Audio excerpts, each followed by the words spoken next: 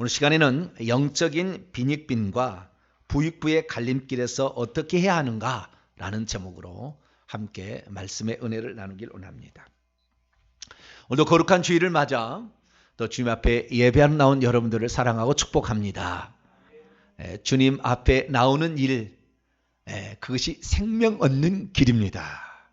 세상은 화려하고 세상은 우리를 불러 모아 드리려고 하지만 그것으로 가게 되면 결국에 하나님부터 멀어지는 것이고 그것이 어둠의 길일 수 있습니다.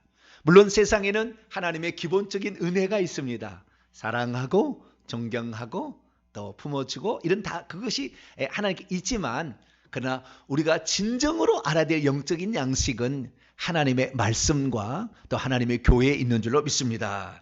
그래서 명절에 아직 여독이 풀리도 않았지만 그럼에도 불구하고 우리 하나님께 나와 예배하고 또 온라인으로 함께 예배하는 모든 분들이 오늘도 주 안에서 바로 서고 말씀으로 무장되어서 다시 강건하게 되고 건강하게 되기를 축복합니다. 여러분들은 이번 설 명절을 어떻게 보내셨습니까? 이번 설 명절은 유례 없는 그러한 설 명절이었습니다. 가족이 5인 이상 모이지 말라. 코로나가 걸릴 수 있다라고 하기 때문에 이렇게 가족들이 모이기가 어려웠습니다. 그래서 이 사람 가고 저 사람 가고 이런 식으로 할 수밖에 없는 그런 것이었는데요. 아직도 코로나가 우리를 힘들게 합니다만은 그러나 명절을 통해 우리가 알 수 있는 것은 가족을 사랑해야 된다. 할렐루야. 그리고 이 가족을 천국 보내야 되는 우리에게 주어진 사명이 있기 때문에 천국 가족들이 다 천국에 들어갈 때까지 우리는 그들을 사랑하고 품어주며 그들을 위해서 기도할 수 있는 저와 여러분이 되시기를 바랍니다.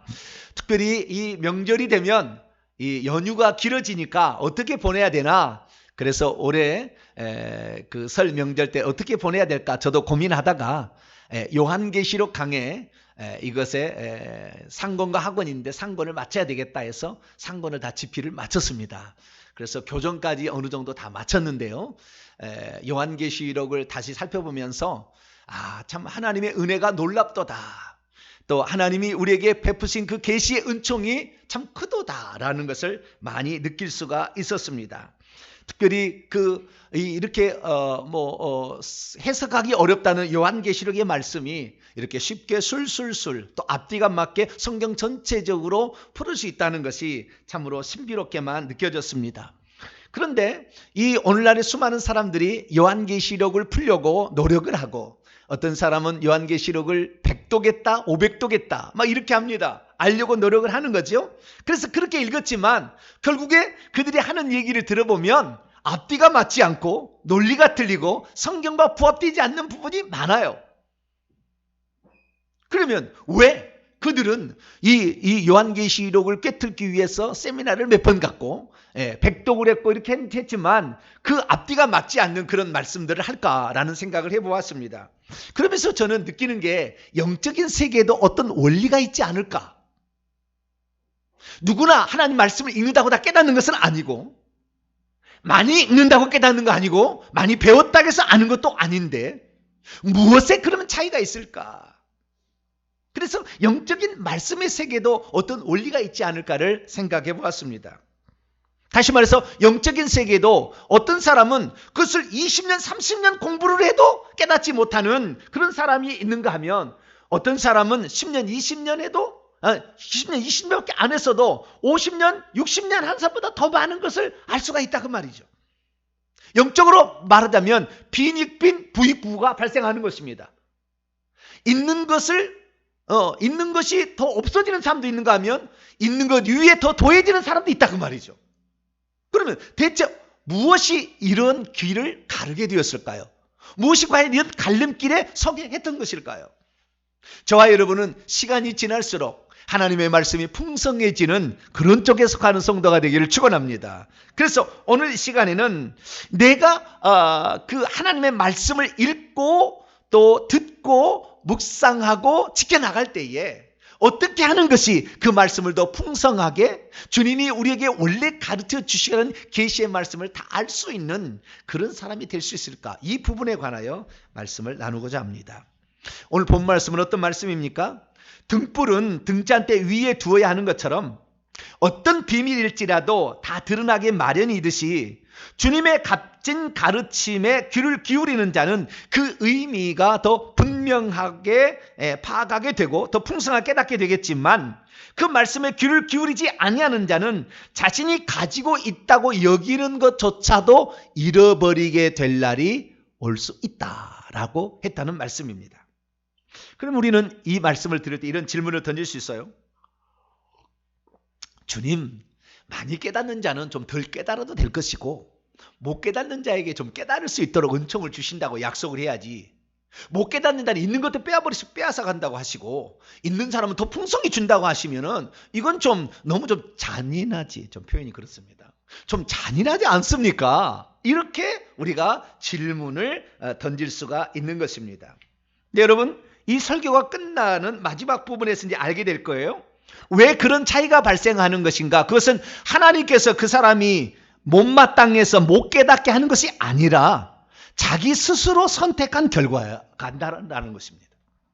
자기 스스로 선택한 결과로서 하나님께서 그를 막아서 그를 깨닫지 못하는 것이 아니라 자기 스스로 선택한 결과로서 그렇게 될 수밖에 없다는 거예요. 그러면 왜 어떤 사람은 그런 결과를 맞이하게 되고 어떤 사람은 이런 결과를 맞이하게 되었던 것일까요?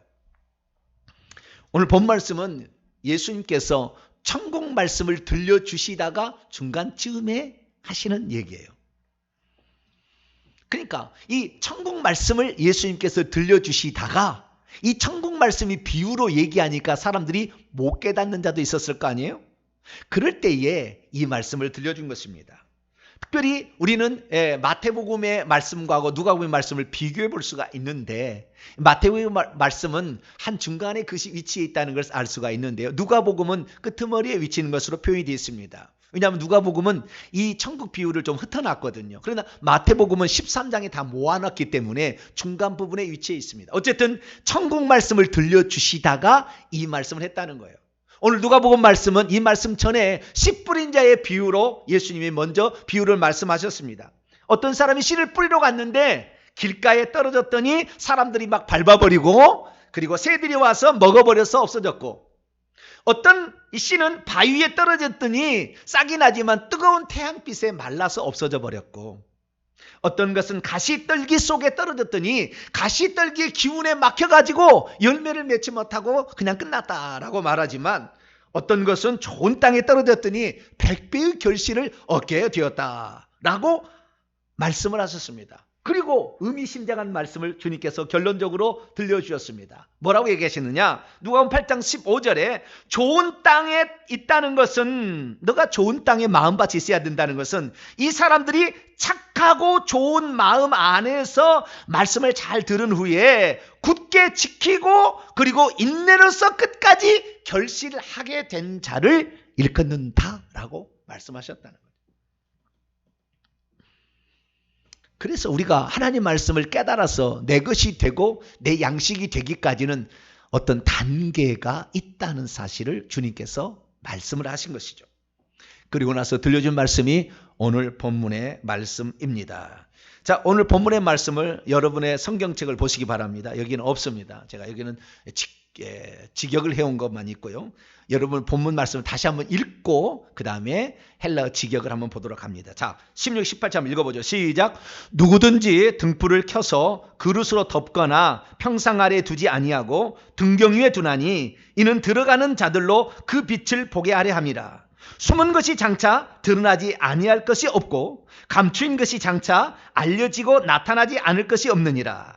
그러므로 너희가 어떻게 들을까 스스로 삼가라. 누구든지 있는 자는 받겠고 없는 자는 그 있는 줄로 아는 것까지도 빼앗기리라 하시니라. 아멘. 아는 것 같기도 하면서 모를 것 같기도 하는 상당히 어려운 말이 기록되어 있어요. 자, 직역을 보시면 이제 이 내용이 무슨 말인지 정확히 알게 될 겁니다. 그런데 아무도 등불을 켠 후에 그릇으로 그것을 덮어두거나 혹은 침상 아래에 놓아두지는 않는다. 오히려 그 등불을 등잔 위에 올려둔다. 이는 들어가고 있는 모든 자들이 그 빛을 계속 보도록 하기 위함이다. 그러니까 들어가는 자가 이 등불을 짜 밑에 놔두면 컴컴하게 넘어지기도 하고 부딪히기도 할 건데 저 등잔대 위에 높이 해놔야만이 그 빛 때문에 넘어지거나 뭐 다치거나 이러지 않는다 그 말이죠. 그러면서 17절 왜냐하면 장차 나타나게 되지 아니할 바 숨은 것은 있지 않기 때문이다. 결코 알려지지 아니할 바 그리고 나타난 것으로 가지 아니할 바 감추인 것도 있지 않기 때문이다. 이게 되게 어려운 말이잖아. 17절이 되게 어려운 말이에요. 이건 무슨 말이냐면 장차 나타날 것은 숨겨진 것이 없을 것이고 장차 알려질 것이나 나타난 것으로 가지 아니할 것은 감추인 것도 없다. 그러니까 주님이 하신 말씀은 어려운 말이랄지라도 감추려고 하는 말이 없고 숨겨두려고 하는 말은 없다. 그 말이에요. 그리고 18절에 결론적으로 말씀을 하셨습니다. 18절 너희는 어떻게 듣는가를 계속 주의하고 있어라. 왜냐하면 그가 가지고 있다면 그것은 그에게 장차 주어질 것이기 때문이요. 그리고 혹 그가 가지고 있지 않다면 그가 가지고 있는 줄로 생각하는 것조차도 그로부터 제거될 수가 있기 때문이다. 가지고 있는 자는 마태복음에 하면 더 풍성하게 얻게 되고 가지고 있지 않는 자는 있는 것조차도 빼앗기게 될 것이다. 이렇게 말씀하고 있는 것입니다. 믿음이 없으면 천국 말씀을 들어도 그 말씀에 주의하지 않고 듣습니다. 믿음이 없으면 자신은 말씀을 잘 듣고 있다고 생각하고 있겠지만 사실은 그 말씀을 자신이 듣고 있지 않다는 것을 본인이 모릅니다. 믿음이 없으면 어찌 그렇게 깊은 영적인 비밀을 나 같은 자가 깨달을 수 있겠느냐? 목사님이나 아시겠지라고 말씀을 듣을 때 깨달음을 포기해버립니다.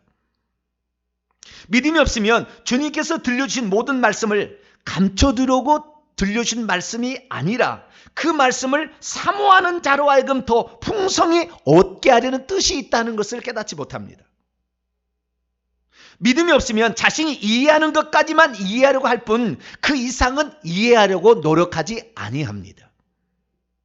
믿음이 없으면 자신이 천국 말씀을 어떻게 듣고 있는가에 대해서는 주의하지 않으면서 그 말씀은 심히 어렵도다라고 늘 투덜거립니다. 믿음이 없으면 예수님을 통하여 전달되고 있는 하나님의 말씀을 주의 깊게 듣지 않는 것이 습관이 되어서 나중에는 이미 자신이 가지고 있던 영적 통찰력까지 잃어버리고 있다는 사실을 잘 모릅니다. 믿음이 없으면 자신이 가지고 있다고 생각하는 것까지도 사실 지금 없다는 것을 깨닫지 못합니다. 믿음이 없으면 결국 자신이 죽는 날에 가서야 자신이 아무것도 가지지 못하고 있다는 것을 깨닫게 됩니다. 그러므로 우리 성도들은 날마다 하나님 말씀을 주의 깊게 들어서 그 말씀이 깨달아지고 그 말씀을 잘 간직해서 그리고 그 말씀을 실천하여서 여러분의 믿음의 분량은 여러분이 깨달은 만큼 주어지는 그 순간에 풍성하게 될 수 있게 되기를 축원합니다.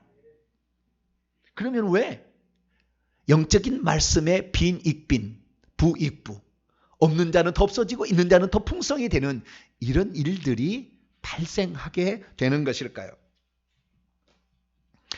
성경을 읽다 보면은 우리가 영적인 세계를 많이 경험하게 되는데 말씀의 세계도 비슷합니다. 그래서 이 말씀의 세계도 어떤 법칙이 있다는 것을 발견하게 됩니다. 말씀을 들을 때 어떻게 듣느냐에 따라서 그 말씀을 살아가는 우리의 모습이 달라진다는 거죠. 그래서 우리는 그 영적인 법칙들을 미리 알고 우리가 나중에 어떻게 되겠구나라는 걸 짐작하며 말씀을 들어야 되는 거죠. 그러면 영적인 세계에서 말씀을 들을 때는 어떤 법칙들이 통용되는 것일까요? 첫 번째 법칙입니다. 그것은 좀 파라독스합니다. 그러니까 아이러니할 수도 있고요. 세상적인 법칙과는 약간 다를 수가 있어요. 근데 영적인 말씀을 듣는 원칙입니다. 그건 뭐냐면 만약 이것은 직역인데요. 지지난주에 제가 설교했습니다.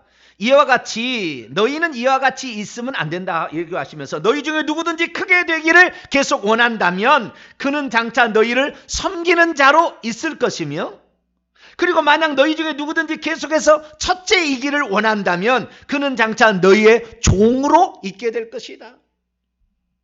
우리는 열심을 품고 주님을 섬기는 것에 도전하는 것에 생각하고 있지만 그것이 잘못되어져서 나가게 된다면, 그것이 교만함으로 연결된다고 한다면 우리는 천국에서 가장 낮은 자가 되었을 거라는 거죠. 그래서 우리가 말씀에 도전을 하긴 합니다만은 이 말씀이 교만함으로 가서는 안 되는 거예요. 우리는 항상 겸손하게 말씀을 듣고 그 말씀을 순종하는 그런 자세로 들을 수 있게 되기를 축원합니다. 두 번째 그 말씀에 있어서 영적인 법칙은요, 마태복음 20장 16절인데요. 이것은 포도원 품꾼의 비유 가운데 끄트머리에서 들려준 말씀입니다. 한국말로 하면 먼저 된 자는 나중되고 나중된 자는 먼저 된다는 거예요. 그러나 세상은 그렇지 않잖아요. 먼저 된 자가 먼저 될 확률이 많지 나중된 자가 먼저 될 확률은 많지는 않죠.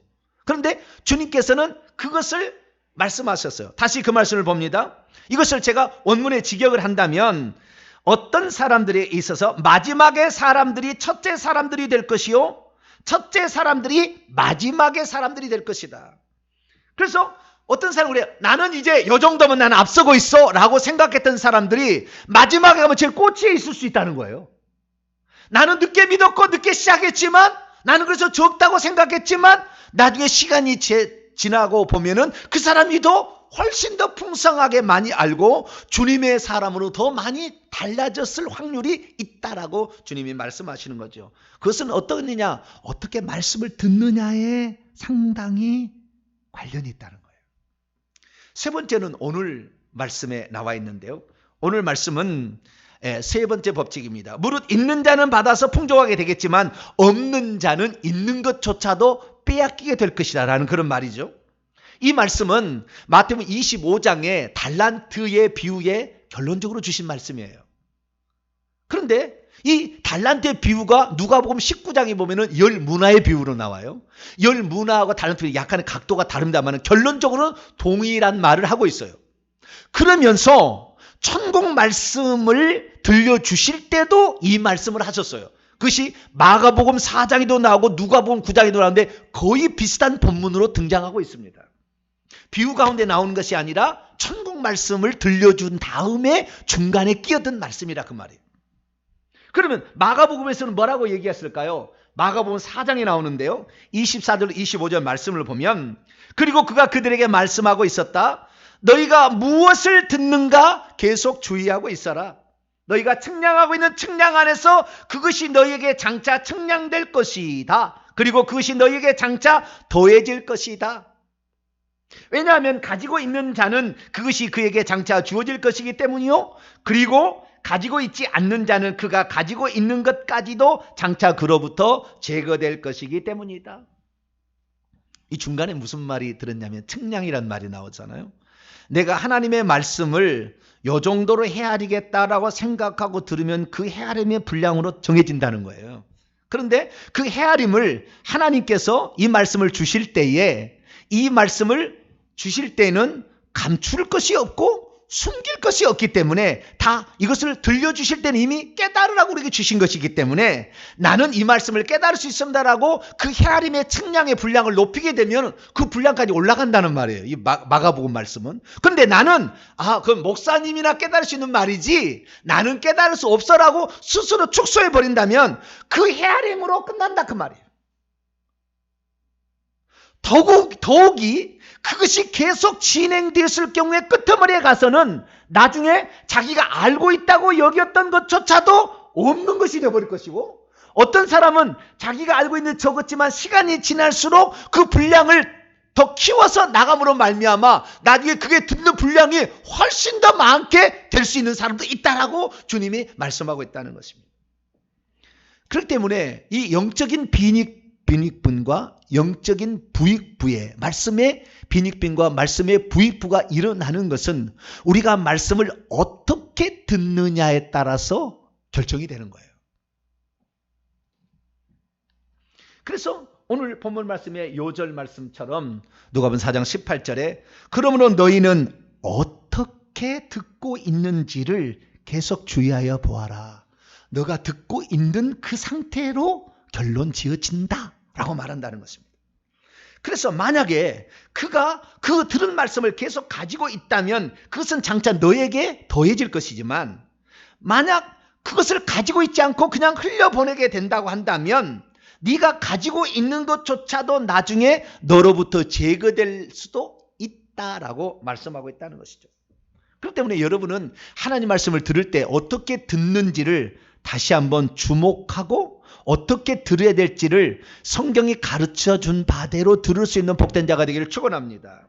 어떤 사람이 예수의 말씀을 들을 때 그것을 정말 나에게 필요한 말씀, 내가 깨달을 수 있는 말씀이라고 긍정적으로 듣게 된다고 한다면 그 말씀은 그에게 긍정적이 돼서 더 풍성하게 그 사람이 깨달아지는 말씀으로 가겠지만, 만약 그것이 나와 상관없는 말씀이면, 나는 이해할 수 없는 말씀, 나는 깨달을 수 없는 말씀, 너무 어려운 말씀이라고 계속 그렇게 생각하고 있으면 그 사람은 시간이 지나면 지날수록 자기가 이미 깨닫고 있는 것조차도 나중에 뭔지를 모르는 사람으로 전락할 수 있다라고 말씀하고 있기 때문이죠.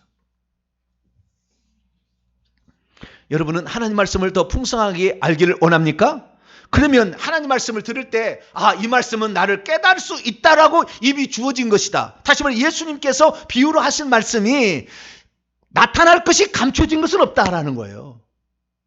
너에게 가르쳐 줄 것을 숨겨두지 않는다는 거예요. 그러니까 내가 너에게 이미 말했다는 것은 주님께서 우리에게 그것을 깨닫게 하고 그 풍성히 누리게 하기 위해서 주셨음을 알고 설령 깨달지 못하도 이것을 깨달을 수 있다라고 하는 믿음을 가지고 성령과 동행하여 가시게 되므로 그 말씀이 여러분에게 더욱더 풍성하게 되는 사람이 되기를 축원합니다. 그래서 주님께서 이 비유 같은 것으로, 어떠면 속담인가요? 격언 같은 것으로 말씀을 했어요. 그것이 앞절입니다. 뭐라고 앞절에 얘기했냐? 이게 일종의 속담 격언 같은 거예요. 아무도 등불을 켠 후에 그릇으로 그것을 덮어두거나 혹은 침상 아래에 두는 자는 없다. 오히려 침상이 아니라 등잔대 위에 올려둔다. 이는 들어가고 있는 자들이 그 빛을 계속해서 보도록 하기 위함이다. 주님의 말씀은 빛이에요. 나중에 보시지만 다 살펴보지만 주의 말씀은 빛입니다. 빛은 누구든지 그 말씀을 보고 그 말씀이 주는 효과를 받아 먹으라고 말씀을 준 것이지, 주님은 그 말씀을 저 밑에다가 감춰놓고 그릇 밑에다가 감춰두고 또 침상 밑에다 감춰둬서 깨닫지 못하라고 그런 말이 아니라는 거예요. 그렇기 때문에 17절 말씀을 보면 장차 나타나게 되지 아니할 바 숨은 것은 없다. 다 나타날 거라는 거예요. 다 깨닫게 될 거라는 거예요.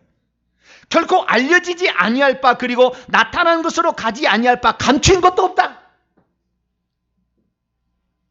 그러니까 지금 모든 사람들이 이 말씀을 나는 깨달을 수 없다, 심히 어렵도다, 그리고 자기를 결정함으로 못 깨달아 버리는 거예요. 그건 목사님이나 깨달으시오. 나는 예배만 드리고 갈랍니다. 그래서 못 깨닫는 거예요. 저와 여러분이 가지고 있는 성령이 다른 성령이 아니에요. 저와 여러분이 가지고 있는 성경이 다른 성경이 아닙니다. 동일한 성경입니다. 물론 주의 종은 특별히 그 말씀을 전하라고 하는 사명이 있기 때문에 좀 더 다른 것이 있겠지만, 우리가 질의 겁을 먹고 스스로 하나님의 말씀을 그릇 속에 감춰두거나 스스로 그 말씀을 침대 밑으로 가져가지 않게 되기를 축원합니다. 그런 사람은 말씀을 들을 때는 똑같이 들었겠지만 5년, 10년, 20년 지나면 확연히 달라져 버린다는 거예요. 그러면 대체 우리는 말씀을 어떻게 들어야 이 성경 말씀이 깨달아지고 천국 말씀이 깨달아지며 영적인 세계를 알게 되는 것일까요? 우리는 성경 말씀을 대할 때 항상 생각하는 것이 뭐냐면, 이 말씀은 나를 변화시키고 나를 더 한층 더 하나님의 사람으로 온전케 하는데 필요해서 주신 말씀이다. 할렐루야. 그런 생각을 갖고 들을 수 있게 되기를 축원합니다. 그래서 잠언 기자는 뭐라고 얘기를 했냐면, 내가 이 잠언서를 쓴 목적이 있다는 거예요. 서론에 이렇게 얘기합니다. 이 잠언서를 쓴 목적이 있다. 이것은 어리석은 자를 더 슬기롭게 만들어주며 젊은 자에게 지식과 근신함을 주기 위함이다. 지혜 있는 자는 이 말씀을 들으면 학식, 통찰력이 더해질 것이고 명철한 자에게는 지략이 더 얻게 되는 그런 말씀이라 이렇게 말한다는 거예요. 그러니까 이 말씀은 어렵도다 그러고 끝나는 게 아니라 이 말씀을 듣고 이 말씀을 듣고 또 실천하게 되면 통찰력은 더 증가가 될 것이고 지식과 명철함은 더 증가될 것이다 라고 말한다는 거예요. 주님께서 디모데전서 2장 4절에도 뭐냐면 하나님이 모든 사람이 구원받기를 원하지만 구원받는 것에서 만족할 것이 아니라 하나님의 그 말씀이 온전한 지식의 말씀 안으로 말씀이 온전한 말씀으로 깨달아지게 되기를 하나님이 원하신다라고 말했다는 거예요. 그렇기 때문에 주의 종이나 말씀을 깨닫고 끝나는 것이 아니라 여러분도 말씀을 들을 때 충분히 그 말씀을 깨달을 수 있다고 듣게 될 때 그 영역이 넓혀지는 줄 믿으시기를 축원합니다. 그래서 우리는 주님의 말씀을 다시 한번 듣고 들어봐야 돼요. 그러면 왜 주님께서 이 말씀을 하셨는가를 알 수가 있게 되는 것이죠. 오늘 이 누가복음 말씀을 마가복음 평행본문으로 다시 보게 되면 마가복음에는 누가복음이 없는 한 말씀이 더 들었어요. 그것은 마가복음 4장 23절에 나와 있는데요. 앞뒤는 똑같아요. 거의 비슷합니다. 그런데 중간에 하나가 더 들었어요. 앞부터 제가 읽어보겠습니다. 21절. 또 그들에게 이르시되 사람이 등불을 가져오는 것은 말 안에나 평상 아래에 두려함이냐 등경 위에 두려함은 아니냐. 드러내려 하지 않고는 숨긴 것이 없고 나타내려 하지 않고는 감추인 것이 없느니라. 들을 게 있는 자는 들으라. 이게 여기에 이제 있는 말이에요. 여기에 있는 말이에요. 그리고 24절에 또 이르시되 너희가 무엇을 듣는가 스스로 삼가라. 너희의 헤아리는 그 헤아림으로 너희가 헤아림을 받을 것이며 더 받으리니 있는 자는 받을 것이요 없는 자는 그 있는 것까지도 빼앗기리라. 주님께서 마가복음에는요 중간에 한마디를 더 넣었어요. 뭐라고 했느냐? 들을 게 있는 자는 들으라. 여러분 신약 성경에 들을 게 있는 자는 들으라는 말이 딱 12번 나옵니다. 예수님이 살아계셨을 때 제자들에게 했다는 말이 5번 나오고요. 죽으신 후 부활해서 승천하셔서 천국에서 하실 때 7번 나옵니다. 살아계실 때는 마태복음 3번, 마가복음 2번, 누가복음에 1번 나오고요. 돌아가신 후에 부활 승천하셔서 천국에서 소아시아 7교회에게 주시는 말씀, 요한계시록 2장 3장에 각 교회들마다 하시는 말씀 끝에 누구든지 귀가 있는 자는 들으라는 말을 했어요. 그런데 신약 성경에 그러니까 사복음서에 나온과 요한계시록에 나오는 합쳐보게 되면 언제 들을 게 있는 자는 들으라 라고 얘기했는가 보면은요 공통점이 있어요. 천국 말씀을 들려줄 때 천국 말씀을 하실 때만 얘기했어요. 그 말씀. 여러분 그래서요 여러분과 저는 복된 자예요. 왜냐하면은 천국 말씀을 엄청 듣고 있잖아요. 거기서 깨달아지잖아요. 할렐루야. 사실 엄청 복된 자예요. 아무나 들으시는 말씀이 아닌 거예요. 들을 게 있는 자만 들을 수 있게 돼 있다는 거예요. 그러면 들을 수 있는 자를 듣게 된다 이 말을 헬라 원문을 보면 어떻게 나오는지 아십니까? 만일 누구든지 계속해서 듣기 위하여 들을 길을 가지고 있다면 그는 계속해서 듣고 있어라. 들을 길을 가진 자는 계속해서 듣게 될 수밖에 없다는 거예요. 그러면 그 말씀이 깨달아질 수밖에 없다는 거죠. 아, 이 말씀이 참으로 소중하구나 라는 것을 깨닫게 되고요. 그리고 이 말씀에 귀를 기울이면 기울일수록 더 깨달아지게 되는 겁니다. 할렐루야. 그래서 많은 사람들이 오늘날 하나님의 말씀을 깨닫지 못하고 심지어 요한계시록을 깨닫기 위해서 100독 500독을 해도 깨닫지 못하게 된 것은 분명하게 말씀을 들을 때 주님께서 말씀하셔요. 18절에 뭐라고 얘기했냐면은 어떻게 듣는가가 주의해봐라. 너가 어떻게 들었는지를 주의해봐라. 어떻게 읽었는지를 주의해봐라. 어떻게 들었는지를 한번 생각해보라 하는 거예요.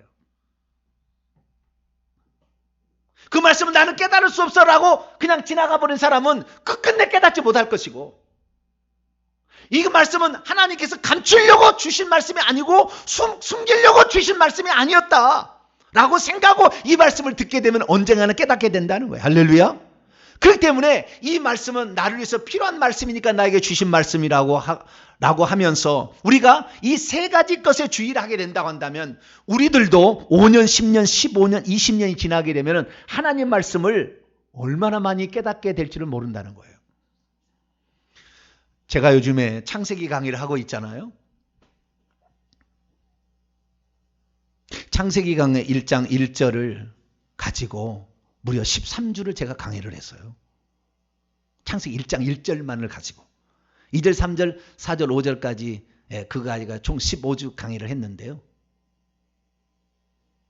제가 만약에 15년, 20년 전에 제가 목사된 지 23년째 됐습니다마는 23년 전에 창세기 강의한 게 있습니다. 그때 이렇게 할 수 있었을까? 과연 한 절을 가지고 요한계시록까지 성경을 전체를 다 얘기를 할 수 있었을까?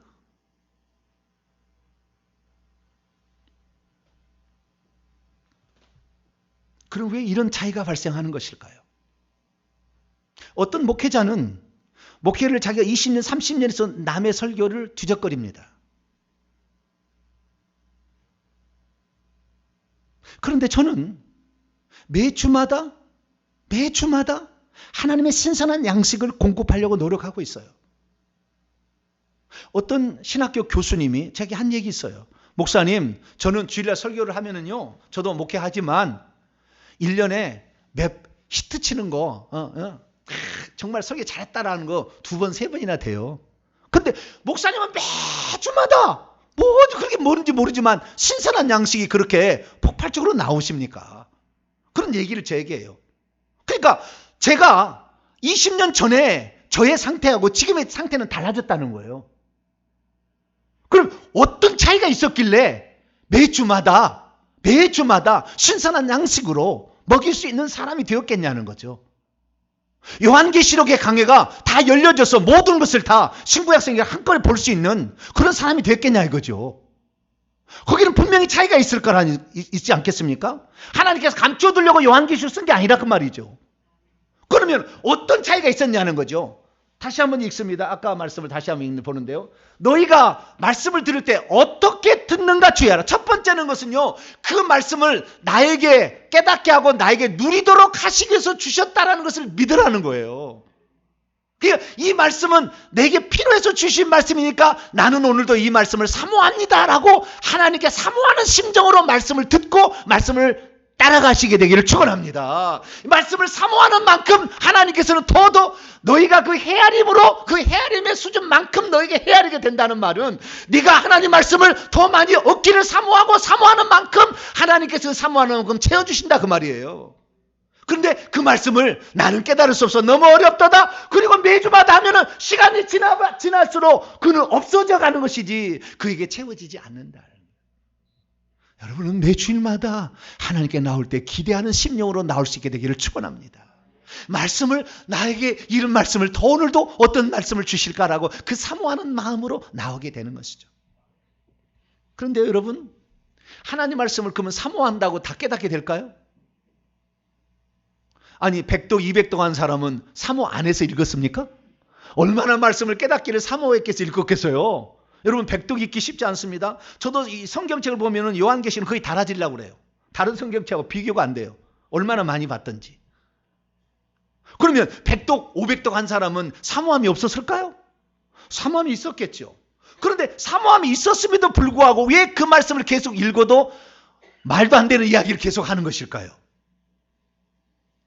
그들이 쓴 책이나 강의를 들어보면 앞뒤가 안 맞아. 성경 전체의 맥락과 틀려. 왜 그렇게 해석할 수밖에 없을까요? 100독을 했다는데. 거기는 두 번째 특징이 있습니다. 두 번째 특징을 봅니다. 두 번째 특징이 뭐냐면 어떻게 듣는가 먼저 주의하여 듣고 사모하고 듣고 이것이 중요하다는 거예요. 첫 번째는. 그리고 이 말씀은 나에게 깨달아서 필요하기 때문에 주신 것이라고 나도 깨달을 수 있다라고 듣는 게 중요하고 두 번째는 뭐냐면 만약 그가 가지고 있다면 그것은 그에게 주어질 것이고 만약 그가 가지고 있지 않다면 그가 가지고 있다고 생각하는 것조차도 빼앗기게 될 것이다. 이 말은 무슨 말입니까? 그 말씀을 한 번 들은 말씀을 간직했다는 거예요. 두 번째 특징입니다. 그 말씀을 간직했다는 것입니다.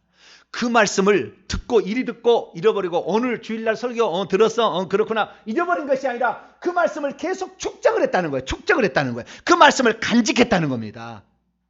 그렇기 때문에 간직하게 되면 나중에 그래요. 아, 이 말씀은 요한계시록에 창세기에 출애굽기에 저기 에스겔서에 뭐라고 나와 있는데 요렇게 했다고 그 축적이 되다 보니까 그 말씀을 전체적으로 볼 수 있는 통찰력이 생기는 거예요. 그런데 많은 사람이 말씀을 들을 때 오늘 말씀 좋았어. 그리고 끝나.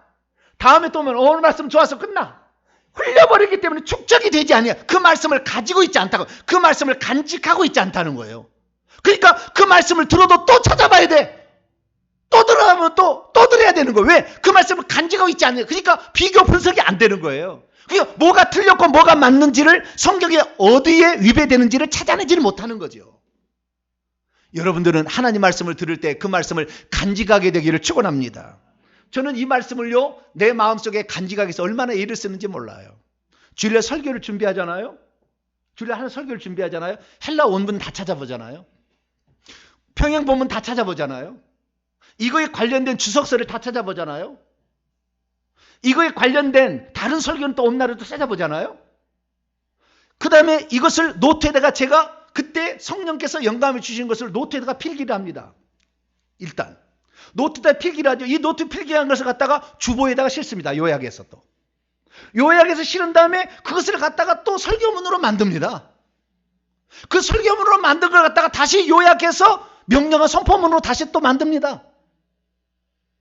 명령과 선포문으로 만들어서 명령과 선포까지 다 했습니다. 설교 끝났어요. 그대로 끝이냐? 그거 아닙니다. 다시 또 제가 오후에 남아서 9시까지 오후에 남아서 다시 내가 설교한 거 아무것도 보지 않습니다. 그때는.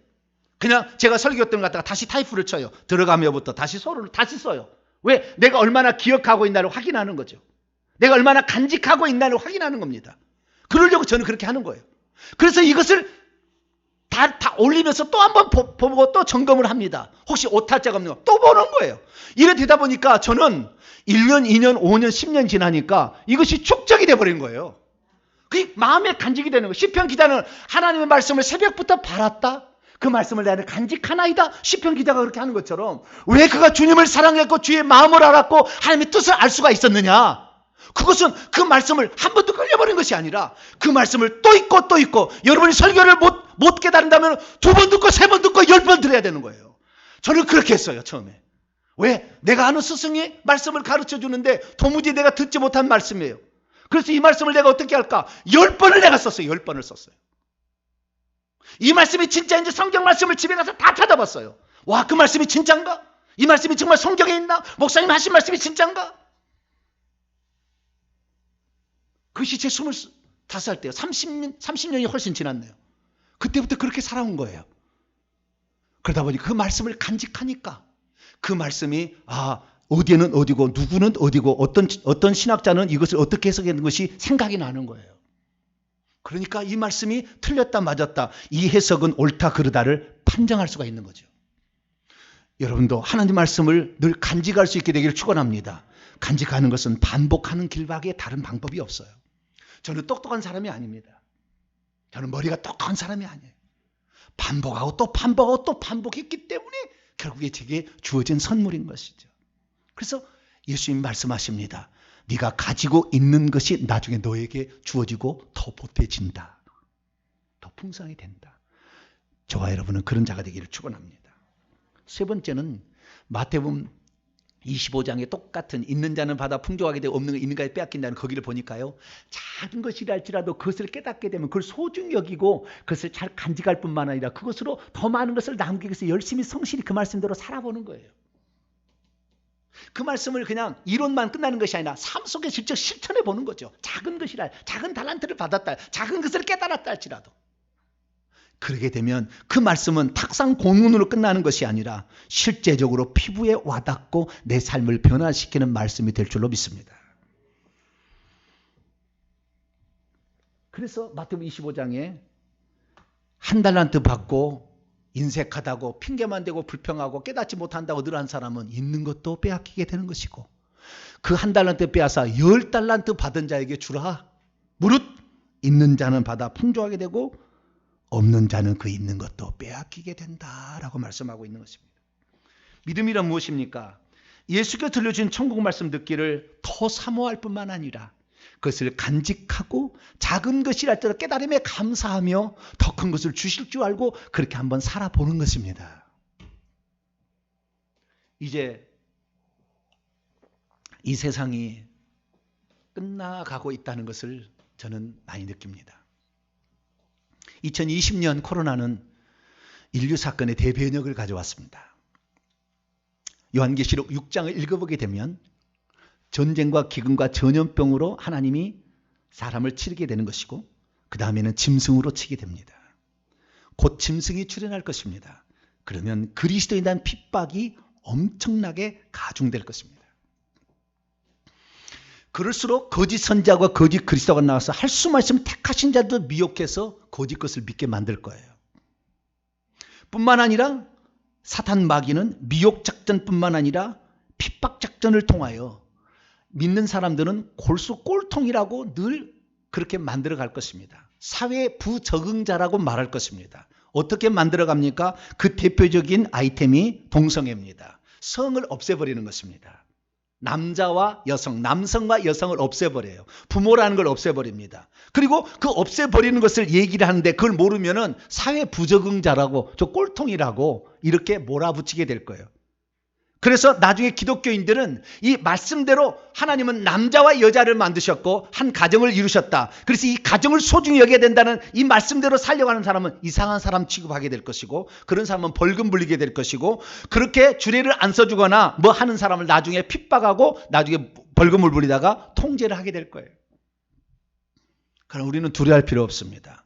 왜냐하면 하나님께서 요한계시록 12장을 읽어보게 되면 한 여인인데 이건 교회를 상징하는, 나중에는 교회를 상징하는 건데 이 교회를 광야에 두셨다는 것을 말씀하기 때문이죠. 광야는 어떤 것입니까? 광야는 물 한 방울, 풀 한 폭이 나지 않는 장소입니다.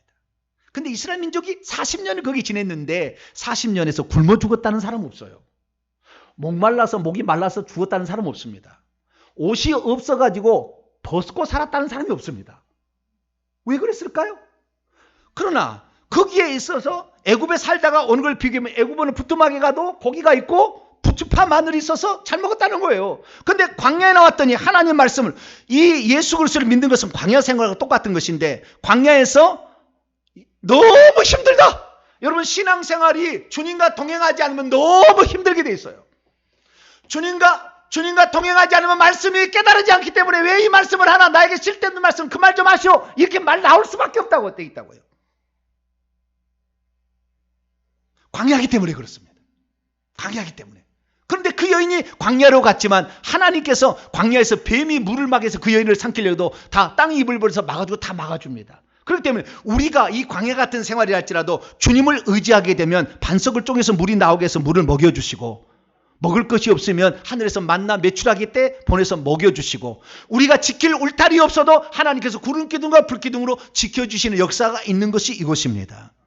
앞으로는 쭉정과 알고기가 계속 나눠질 것입니다. 말씀을 사모하고 진정 말씀대로 살기로 하는 사람은 더 말씀을 추구하게 될 것이고, 그렇지 않은 사람은 세상의 필요를 왜 교회가 채우지 않느냐, 세상의 필요를 계속 얘기하게 될 겁니다. 그래서 이렇게 갈라지게 돼요. 세상은 동성애를 다 인정하고 이제 남녀 차별 없이 사랑으로 더 큰 사랑을 품어줘야지, 무슨 소리야, 계속 이렇게 갈 거예요. 그러나 저는 왼쪽 방면을 갈 수 없습니다. 저는 성경대로만 얘기할 겁니다. 성경 말씀만이 진리고 이 말씀대로 하는 자를, 광야에 있는 그 여자를 하나님이 지키신다고 약속하고 있기 때문이죠. 우리의 삶은 도전의 삶이요, 이제 양쪽으로 갈라지는 삶입니다. 과연 내가 이 말씀을 들을 때, 요한계시록 말씀을 들을 때 어려운 말이라고 포기해버린다면 마지막에 될 일을 생각도 않고 있다가 당하게 될 거예요. 그러나 이 말씀을 듣기를 사모하고 요한계시록을 알게 되면, 아, 마지막 때 이렇게 되는구나. 걱정 없어. 주님이 나의 보호자요 환난의 피난처 되시며 나를 이끄시고 반석 위에 두시는 전능자니까. 할렐루야. 그 믿음으로 살아셨어. 여러분은 말씀을 들을 때마다 사모하고 들으시고 그 말씀을 간직하시고 작은 것이라도 감사하면서 실천하여서 여러분의 마지막은 풍성한 사람이 될 수 있기를 간절히 축원합니다. 거룩하신 하나님 감사합니다. 오늘 말씀을 어떻게 듣느냐, 주님이 주의하라 말씀하셨습니다. 어떤 사람은 이 말씀을 이렇게 들을 것이고 어떤 사람은 저렇게 들을 것이지만 오늘 우리가 주님이 가르치는 말씀대로 살기를 원합니다. 그래서 5년, 10년, 20년이 지났을 때 나의 모습은 주님이 들려주는 그 말씀을 다 이해하고 준비하는 자가 되게 도와 주옵소서. 우리 주 예수 그리스도의 이름으로 기도하옵나이다.